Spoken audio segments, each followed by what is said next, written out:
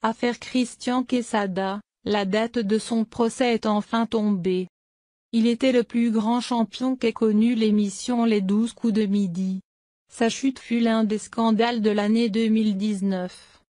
Christian Quesada, placé en détention provisoire depuis près d'un an, sera jugé pour détention d'images à caractère pédopornographique en avril prochain.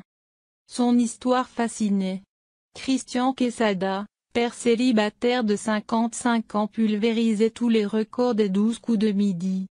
Victoire après victoire, il avait accumulé plus de 800 000 € à l'issue de 193 participations aux jeux télévisés animés par Jean-Luc Reichmann. Ses connaissances de culture générale et d'histoire suscitaient l'admiration.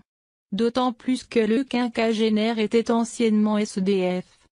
Les épreuves de la vie avaient été nombreuses sur son chemin, le suicide de son frère, la mort de sa mère, ses addictions à l'alcool et aux drogues.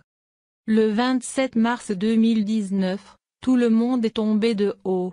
Christian Quesada est mis en examen puis placé en détention provisoire pour corruption de mineurs et détention d'images à caractère pédopornographique. Un procès très attendu.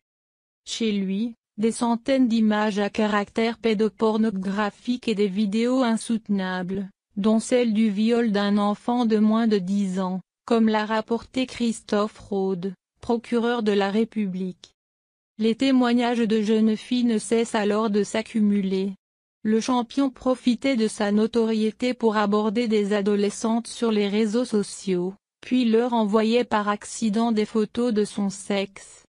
L'une des victimes, âgée de 17 ans à l'époque des faits, raconte que Christian Quesada l'aurait embrassée de force alors qu'elle venait le rencontrer dans sa chambre d'hôtel.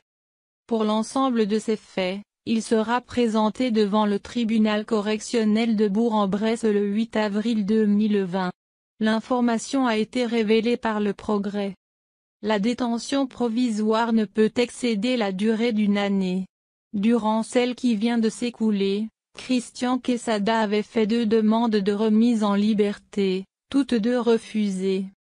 Les policiers craignant une pression sur les victimes et l'effacement des preuves,